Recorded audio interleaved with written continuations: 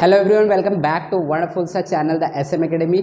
आज हम डिस्कस करने वाले कुछ important topic that is elastic collision को और डिटेल में डिस्कस करेंगे। पिछले लेक्चर में हमने डिस्कस किया था कि कितने टाइप के कोलिजन होते हैं और वो जो कोलिजन है उसके कुछ एग्जांपल्स हम लोग ने देखे थे। आज के लेक्चर में हम लोग इलास्टिक कोलिजन के मैथमेटिक्स को डिटेल में डिस्कस करने वाले हैं और हम लोग इसको बहुत अच्छी तरीके से समझने की कोशिश करेंगे। हम लोग देखेंगे कि जो भी ऑब्जेक्ट कोलाइड कर रहा है, इंटरैक्ट कर रहा है, जब भी एक इलास्टिक कोलिजन हो रहा है तो उनका वेलोसिटी क्या हो जाता है, ये सारे चीज़ को मैथमेटिकली डिस्कस करेंगे। आप लोगों को इस वीडियो को लास्ट तक देखना है और साथ में नोट्स भी बना शुरू कर देना है। Okay, so without wasting your time let us begin. Now when we talk about elastic collision, ठीक है, यहाँ पे हम लोग इलास्टिक कोलिजन की बात करें तो जब भी हम इलास्टिक कोलिजन की बात करते तो हम लोगों ने एक चीज़ सीखा था लास्ट लेक्चर में कि whenever there is an elastic collision always there is conservation of kinetic energy. Linear momentum तो कंजर्व होगा ही, बिकॉज कोलिजन जो होता है वो कोलिजन के अंदर हम लोग ऐसा कोलिजन देख रहे हैं जिसके ऊपर कोई बाहर से एक्सटर्नल फोर्स नहीं लग रहा है, और अगर बाहर से कोई एक्सटर्नल फोर्स नहीं लगेगा तो किसी भी इंटरैक्टिंग ऑब्जेक्ट का जो मोमेंटम होता है वो कंजर्व होगा। तो मोमेंटम तो कंजर्व होना ही है किसी भी कोलिजन में, लेकिन अगर काइनेटिक एनर्जी भी साथ में कंजर्व हो गया तो हम बोलेंगे वो कोलिजन जो है वो कैसा है, इलास्टिक कोलिजन है। ठीक है, तो हम लोग इलास्टिक कोलिजन की बात कर रहे हैं तो जैसे देखो हम लोग इलास्टिक कोलिजन में क्या देखें, इन इलास्टिक कोलिजन क्या होता है, मोमेंटम इज कंजर्व्ड, राइट। तो लीनियर मोमेंटम इज कंजर्व्ड है ना। अगर ये कंजर्व्ड होता है तो मैं इसको कैसे लिख सकता हूँ, क्या मैं इसको इस तरीके से लिख सकता हूँ, मान लो हमारे पास दो ऑब्जेक्ट है, ठीक है, ये एक ऑब्जेक्ट है, ये एक ऑब्जेक्ट है, ठीक है, इसका मास m1 है, इसका मास m2 है, इसका वेलोसिटी u1 है, इसका वेलोसिटी u2 है, दोनों जन आगे की तरफ बढ़ रहे हैं और मान लो u1 is greater than u2, u1 is greater than u2। Clear, तो आप लोगों को पता है ये आगे जाएगा, कोलाइड होगा, कोलाइड होने के बाद ये दोनों सेपरेटली क्या होंगे, आगे की तरफ बढ़ने लगेंगे। यहाँ पे बता देता हूँ, ये दोनों ऑब्जेक्ट आगे की तरफ बढ़ेंगे, किधर जाएंगे हमें नहीं पता। ये m1 ऑब्जेक्ट है, ये m2 वाला ऑब्जेक्ट है। अब इसका वेलोसिटी v1 हो जाएगा, इसका वेलोसिटी क्या हो जाएगा, v2 हो जाएगा, ये आगे की तरफ बढ़ना स्टार्ट कर देंगे। ये बिफोर कोलिजन है, ये आफ्टर कोलिजन, ठीक है, इसको हम लोग सेपरेटली बना देते हैं। ये आफ्टर कोलिजन वाला सिस्टम है, ये बिफोर कोलिजन वाला सिस्टम है, ठीक है। ओके, यहाँ पे लिख देता हूँ बिफोर कोलिजन, आफ्टर कोलिजन, कोई डाउट नहीं हम लोगों को, ठीक है। देखते हैं, अब देखो बिफोर कोलिजन आफ्टर कोलिजन वाले सिस्टम में वेलोसिटी अलग अलग दिख रहा है हम लोगों को, बट हमें पता है इन elastic collision linear momentum is conserved. इसलिए मैं कैसे लिख सकता हूँ, अगर लीनियर मोमेंटम कंजर्व होता है तो इस बात को मैं ऐसे बता सकता हूँ कि इस सिस्टम का बिफोर कोलिजन लीनियर मोमेंटम कितना होगा, इसका m1 u1 plus m2 u2, यही होगा ना इस सिस्टम का, और आफ्टर का ये इक्वल रहेंगे m1 v1 plus m2 v2। Linear momentum conserve है बिफोर आफ्टर सेम। चलो ठीक है, अब हम क्या करते हैं इसके अंदर, यहाँ पे हम लोग m1 वाले टर्म को एक साथ ले लेते हैं। यहाँ पे देखो आप लोग m1 u1, यहाँ पे m1 इधर ले लो, प्लस में इधर आएगा तो माइनस में हो जाएगा, m1 v1 is equal to, वहाँ पे वो क्या है m2 v2, इसको यहाँ पे बुला लो m2 वाले टर्म को, माइनस हो जाएगा m2 u2। चलेगा, कोई डाउट है। चलो m1 कॉमन निकालो, m1 मैंने कॉमन निकाला और ये हो गया u1 minus v1 is equal to, यहाँ से m2 कॉमन निकालो आप लोग, ये बन जाएगा v2 माइनस u2, और इसको मैं एक प्यारा सा नाम दे दूंगा equation number a।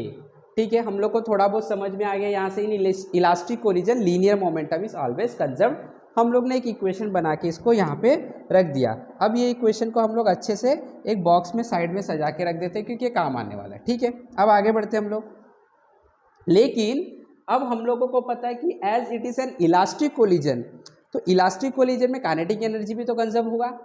Total kinetic energy before collision, collision होने से पहले जो काइनेटिक एनर्जी होगा, कोलिजन होने के बाद जो काइनेटिक एनर्जी होगा वो कंजर्व होगा, है ना। अगर वो कंजर्व हो रहा है तो ये चीज़ को मैं किस तरीके से लिख सकता हूँ, क्या मैं ये चीज़ को इस तरीके से लिखता हूँ कि इन elastic collision kinetic energy is conserved. और अगर ये कंजर्व होता है तो मैथमेटिकली मैं इसको कैसे लिख सकता हूँ, मैं लिख सकता हूँ बिफोर कोलिजन जो काइनेटिक एनर्जी था सिस्टम का, आफ्टर कोलिजन भी वही होगा। बिफोर कोलिजन काइनेटिक एनर्जी क्या होगा, इसका काइनेटिक एनर्जी क्या होगा, काइनेटिक एनर्जी होता है हाफ mv²। तो यहाँ पे इस ऑब्जेक्ट का काइनेटिक एनर्जी होगा हाफ m1, वेलोसिटी है u1 तो u1 का स्क्वायर प्लस इसका क्या होगा हाफ m2 u2 इसका वेलोसिटी u2 का स्क्वायर इज इक्वल टू, ये इक्वल होगा किसके, आफ्टर कोलिजन वाला सिस्टम। तो आफ्टर कोलिजन क्या हो गया, देखो हाफ ये m1 है, इसका वेलोसिटी v1 हो गया v1 स्क्वायर प्लस हाफ ये क्या है m2 है, ये क्या है v2 का स्क्वायर। ठीक है, अब आप लोगों को पता है हाफ हाफ हाफ सब में ये कैंसिल हो जाएगा, यहाँ से हम इसको कैंसिल आउट कर देते हैं।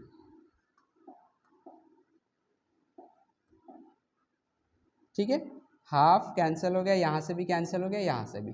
अब हमारे पास जो बचा है वो बचा है m1 u1 square plus m2 u2 square is equal to, यहाँ से बचा हमारे पास m1 v1 का स्क्वायर प्लस m2 v2 का स्क्वायर, बस इतना टर्म बचा हमारे पास। ठीक है, अब सेम जो m1 वाले टर्म है उसको एक साथ रख लेंगे, m2 वाले टर्म को एक साथ रख लेंगे, साथ साथ में हम जोड़ी बना लेंगे। ठीक है, चलो हम जोड़ी बना लेते, यहीं से बना लेते, चाहिए तो हमें m1 u1 का स्क्वायर, यहाँ पे m1 वाला ये टर्म इधर आएगा माइनस हो जाएगा, माइनस m1 v1 का स्क्वायर इज इक्वल टू, यहाँ पे कौन है ऑलरेडी उसे रहने दो, m2 v2 का स्क्वायर, और यहाँ से m2 ये वाला टर्म है उसे उधर ले जाओ तो प्लस है, ये आपका हो जाएगा माइनस m2 u2 का स्क्वायर हो गया। चलो इतना हम लोगों को समझ में आ गया। अब हम यहाँ से m1 कॉमन निकालेंगे, यहाँ से m2 कॉमन निकालेंगे, इसको अगले पेज पे हम करेंगे। ठीक है, m1 कॉमन निकालूंगा तो क्या बचेगा u1 square minus v1 square, यहाँ पे मैंने m1 कॉमन निकाल दिया तो हमारे पास बचा u1 स्क्वायर माइनस v1 का स्क्वायर इज इक्वल टू, यहां से आप लोग m2 कॉमन निकालोगे, क्या बचेगा v2 स्क्वायर माइनस u2 का स्क्वायर, यहां से हम लोग ने m2 कॉमन निकाला, हमारे पास बचा v2 स्क्वायर माइनस u2 का स्क्वायर। वापस हम चेक कर लेंगे, m1 स्क्वायर कॉमन निकालेंगे, हमारे पास बचेगा u1 square minus v1 square, u1 square minus v1 square, और जब आप m2 कॉमन निकालोगे तो v2 square minus u2 square, v2 square minus u2 square. अब आप लोगों को पता है but a square minus B square जो होता है वो होता है a plus B, a minus B, सब लोगों को इस पता होगा, नहीं पता है तो यहाँ से देख लो, यही मैथमेटिकल फॉर्मूला है हमारा। अब इसमें हम अप्लाई कर देंगे, हमें दिख रहा है ये है a square minus B square, but comment में लिखना है क्या बन जाएगा, ये बन जाएगा a square minus B square, क्या बन जाएगा a plus B a minus B, बना लो, ये बन जाएगा m1 a यानी कि u1 प्लस v1 और u1 minus v1 is equal to m2, same ये भी बन जाएगा v2 minus u2 v2 plus u, बन गया। अब हम लोग इस इक्वेशन को भी एक प्यारा सा नाम दे देते हैं, इक्वेशन नंबर बी। अब हम क्या करने वाले हैं, जो इक्वेशन ए है ये वाला और जो अभी इक्वेशन बी मिला वो दोनों को हम डिवाइड कर देंगे। ठीक है, देखो अभी डिवाइडिंग इक्वेशन, ठीक है ध्यान से, बी बाय इक्वेशन ए। अब हम लोग बी इक्वेशन लिख लेते हैं, बी इक्वेशन हमारा क्या है देख लो आप, सॉरी ए इक्वेशन, ये है m1 u1 minus v1,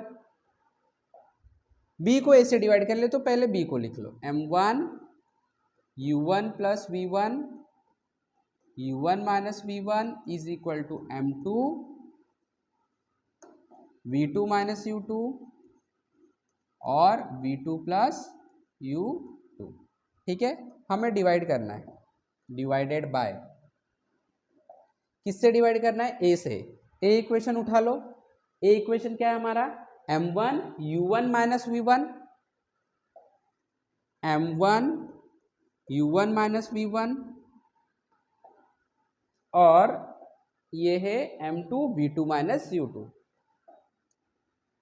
m2 v2 minus u2 equal to, बीच में लिखेंगे तो भी कोई प्रॉब्लम नहीं है। ठीक है, अब देखो m1 कैंसिल हो गया, u1 minus v1, u1 minus v1 cancel, m2 cancel, ये और ये वाला टर्म कैंसिल, और अब हमारे पास जो टर्म बच रहा है वो बच रहा है u1 plus v1 is equal to v2 plus u2।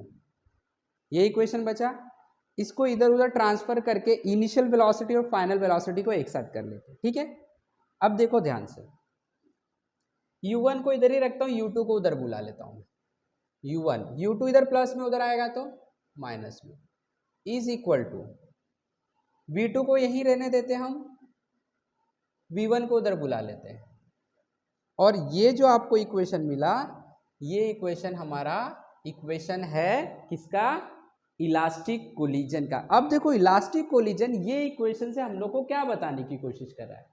हमें ये बताने की कोशिश कर रहा है कि u1 माइनस u2 क्या है? ये रिलेटिव वेलोसिटी ऑफ अप्रोच, दोनों आगे बढ़ रहे थे, अप्रोच कर रहे थे, तो ये क्या रिलेटिव वेलोसिटी ऑफ अप्रोच है, और ये क्या है? Relative velocity of separation. Collide के बाद जो भी उनके साथ होगा, तो ये रिलेटिव वेलोसिटी कोलिजन के बाद का, और ये रिलेटिव वेलोसिटी कोलिजन के पहले का। तो हमें ये बोल रहा है इक्वेशन की, अगर आपका कभी भी कोई भी सिस्टम इलास्टिक कोलिजन करता है, तो उस सिस्टम में जो रिलेटिव वेलोसिटी कोलिजन के पहले होता है दोनों ऑब्जेक्ट के बीच में, और कोलिजन के बाद में जो रिलेटिव वेलोसिटी होता है, वो इक्वल होता है। कैसा होता है?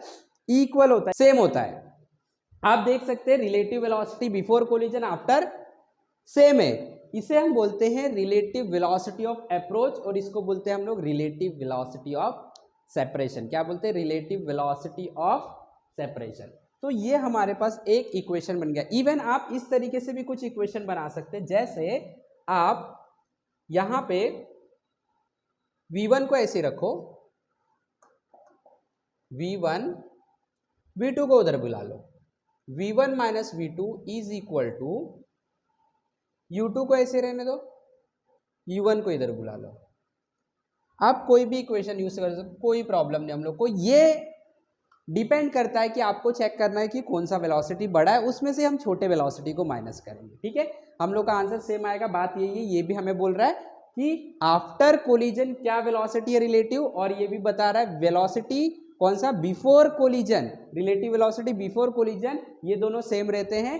ये माइनस प्लस का जो यहाँ पे हम लोगों को प्रॉब्लम दिख रहा है, वो आपको सब्स्टिट्यूट करना है अकॉर्डिंगली। किसकी वेलोसिटी ज़्यादा है वो पॉजिटिव रहेगा, जिसका वेलोसिटी कम है वो नेगेटिव रहेगा। तो this is one of the equation. आप इसको भी कुछ इक्वेशन नंबर सी दे दो, इसको आप इक्वेशन नंबर डी दे दो, कोई प्रॉब्लम नहीं हम लोगों को। ये हमारा बन गया एक इक्वेशन जो कि इलास्टिक कोलिजन के बारे में कुछ डिटेल में हम लोग को बता रहा है कि रिलेटिव वेलोसिटी कोलिजन होने के पहले और बाद में सेम होता है। बहुत खास इंफॉर्मेशन, हम लोग को एक खुफिया जानकारी मिल गया, किसके लिए? इलास्टिक कोलिजन के लिए। अब हम चेक करेंगे कि इलास्टिक कोलिजन जब होता है उस टाइम पे जो वेलोसिटी होता है टकराने के बाद, कोलिजन के बाद दोनों ऑब्जेक्ट का, वो कितना कितना होता है, और वो किस बात पे डिपेंड करता है, ये चीज़ को भी हम लोग मैथमेटिक्स से समझने की कोशिश करेंगे। ठीक है, अब यहाँ पे हम लोग देखेंगे, वो इक्वेशन को मैं यहाँ पे लिख लूँगा, ये वाला। ठीक है, फ्रॉम इक्वेशन सी, यहाँ पे लिख देता हूँ मैं, क्या इक्वेशन है? u1 minus u2 is equal to v2 minus v1। ये इक्वेशन सी से लिया मैं। ठीक है, कोई भी इक्वेशन यूज कर सकते हो, कोई प्रॉब्लम नहीं हम लोग। ठीक है, अब हम क्या करने वाले? हम लोग वेलोसिटी चेक करने वाले। v1 और v2 का वैल्यू क्या होता है, v1 और v2 चेक करेंगे, फाइनल वेलोसिटी की बात करेंगे, यानी कोलिजन के बाद के वेलोसिटी का। ठीक है, तो यहाँ पे मैं टॉपिक का नाम लिखता हूँ वेलोसिटी, सॉरी फाइनल वेलोसिटी, या तो वेलोसिटी ऑफ इंटरैक्टिंग ऑब्जेक्ट जो इंटरैक्ट कर रहे हैं आफ्टर कोलिजन। आफ्टर कोलिजन क्या इनका वेलोसिटी होने वाला वो हम चेक कर लेते हैं। ठीक है, चलो ठीक है। फ्रॉम इक्वेशन सी, जो मैंने इक्वेशन सी लिखा है यहां से मैं v1 की वैल्यू बना लेता हूं। फ्रॉम इक्वेशन सी v1 का वैल्यू क्या बनेगा? v1 का वैल्यू बनेगा, ध्यान से देखो, v1 को उधर भेज दो, v1 को इधर भेज दिया मैंने, पॉजिटिव हो गया। इधर क्या है? इक्वल टू, ये कौन है? v2। u1 इधर आएगा तो पॉजिटिव और नेगेटिव हो जाएगा, और u2 उधर आएगा, नेगेटिव है तो पॉजिटिव हो जाएगा, और इसको बोल दो इक्वेशन 1। ये हम लोगों का v1 का वैल्यू बन। अब मैं क्या कर रहा हूँ, मैं इक्वेशन नंबर ए यूज़ करने जा रहा हूँ, ये वाला, ये इक्वेशन में यूज़ करने जा रहा हूँ, और इस इक्वेशन में मैं वो वैल्यू को सब्सटीट्यूट करूँगा। ठीक है, फ्रॉम इक्वेशन ए, देखो ये इक्वेशन ए कहाँ से बना है? Law of conservation of linear momentum से। m1 u1 minus v1 from equation ए क्या है? m1 u1 minus v1 is equal to m2 v2 minus u2, v2 minus u2। ठीक है, अब मैं इसमें ये जो इक्वेशन मैंने लिखा है ए से, उसमें 1 इक्वेशन को सब्स्टिट्यूट करूंगा। देखो ध्यान से, इसको भी चाहिए तो वापस से हम लोग कोई नाम दे देते हैं, जैसे इसको मैं 2 दे देता हूँ, कोई प्रॉब्लम नहीं। यहाँ पे बार बार वो स्लाइड ओपन करने से अच्छा हम 2 नाम दे देते हैं। 1 को मैं 2 में सब्स्टिट्यूट कर रहा हूँ, सब्स्टिट्यूटिंग इक्वेशन 1 इन इक्वेशन 2। ठीक है, चलो देखते हैं क्या है। m1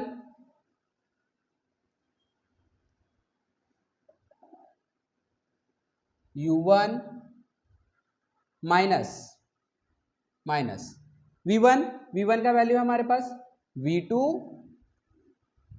minus u1 plus u2, minus u1 plus u2 is equal to m2 v2 minus u2, m2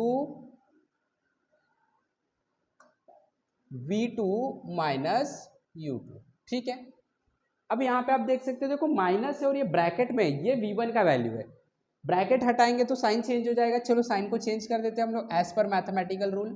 u1 इसका साइन प्लस है, माइनस हो जाएगा, इसका साइन माइनस है, ये प्लस हो जाएगा, ये प्लस है तो माइनस हो जाएगा, is equal to m2 multiply कर दो v2 माइनस m2 u2, इसको भी मल्टीप्लाई कर देते हैं, m1 u1 minus m1 v2 plus m1 u1, ये आपका u1। ठीक है, m1 u1 minus m1 u2 is equal to m2 v2 minus m2 u2। कोई डाउट? बिल्कुल नहीं। चलो अब हम क्या करने वाले हैं, हम देखो m1 u1 और यहाँ पे भी m1 u1, इसको मैं लिख देता हूँ 2m1 u1। ठीक है, माइनस m1 v2, ये तो हो गया, ये minus m1 u2 is equal to m2 v2 minus m2 u2। अब हम क्या करेंगे, v2 और u2 वाले को इधर बुला लेंगे, एक साथ कर लेंगे। जैसे एग्जांपल 2m1 u1 माइनस ये क्या है m1 v2 बराबर, या तो हम क्या करते हैं, आपके ऊपर है, इसको लिख लो माइनस m1 u2 और u2 को इधर बुला लो, तो ये u2 माइनस में इधर आएगा तो प्लस में हो जाएगा, m2 u2 is equal to, इसको वैसे ही रहने दो m2 v2, और ये वाले v2 को उधर भेज देते, माइनस है तो प्लस हो जाएगा, प्लस m1 v2। कोई डाउट? बिल्कुल नहीं। चलो अब मैं क्या करता हूँ, 2m1 u1 minus m1 u2 plus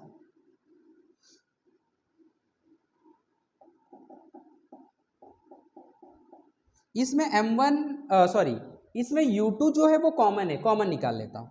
ठीक है, ध्यान से देखोगे, मैं प्लस u2 कॉमन निकालूंगा। प्लस u2 किसका है? प्लस u2 m2 का है, इसके लिए मैं यहाँ पे पहले m2 लिखूंगा, और ये minus m1 is equal to, यहाँ से v2 कॉमन निकाल लो, ये बचेगा m2 प्लस m1, इसको आप m1 प्लस m2 भी लिख सकते हैं। अब यहाँ से v2 का देखो वेलोसिटी मिल गया है, इसको इधर ट्रांसफर कर दो तो ये हो जाएगा, देखो ध्यान से, v2 इज इक्वल टू ये इधर आ जाएगा, ट्रांसफर हो जाएगा, तो ये हो जाएगा 2m1 u1 अपॉन ये इधर आ गया m1 plus m2 plus u2 m2 minus m2 minus m1 upon ये इधर आएगा m1 प्लस m2, ठीक है, और ये क्या है u2, ठीक है। आप इसको साइड में थोड़ा सा मैं थोड़ा सा अरेंजमेंट करता हूँ।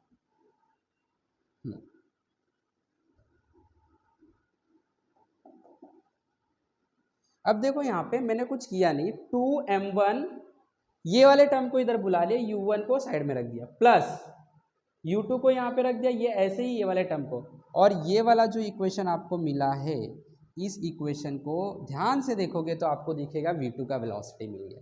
किसका वेलोसिटी मिल गया? v2 का वेलोसिटी मिल गया। सिमिलरली मैं चाहूँ यहाँ से v1 का भी वैल्यू बना सकता हूँ। कैसे बनाएंगे v1 का वैल्यू? जरा सा मैं इसको मूव करूँगा, जैसे यहाँ से आप v1 का वैल्यू ऐसे बना सकते हैं सिमिलरली करके। अब सॉल्व करने की जरूरत नहीं, v1 इज इक्वल टू, ये जो इक्वेशन है ये चेंज हो जाएगा, ये m2 माइनस m1 है तो ये बन जाएगा m1 माइनस m2, नीचे का सेम m1 प्लस m2, और वेलोसिटी एक्सचेंज हो जाएगा, u2 जो है वो u1 के साथ चला जाएगा, यहाँ पे प्लस ये u1 है तो ये u2 बन जाएगा, और 2m1 जो है वो 2m2 बन जाएगा, और यहाँ पे सेम m1 प्लस m2, और कोई चेंजेस नहीं आएगा। तो ये आपका v1 बन गया, मतलब फर्स्ट ऑब्जेक्ट की वेलोसिटी आपको मिल गया। तो this are the velocity in elastic collision. किसके बाद? कोलिजन होने के बाद v1 और v2 का वेलोसिटी ये बन जाता है। तो ये चीज़ आपको ध्यान में रखना है, बहुत इंपॉर्टेंट चीज़ है, आपको ये ध्यान में रखना है, v1 एंड v2, फिर से v1 एंड v2, क्लियर।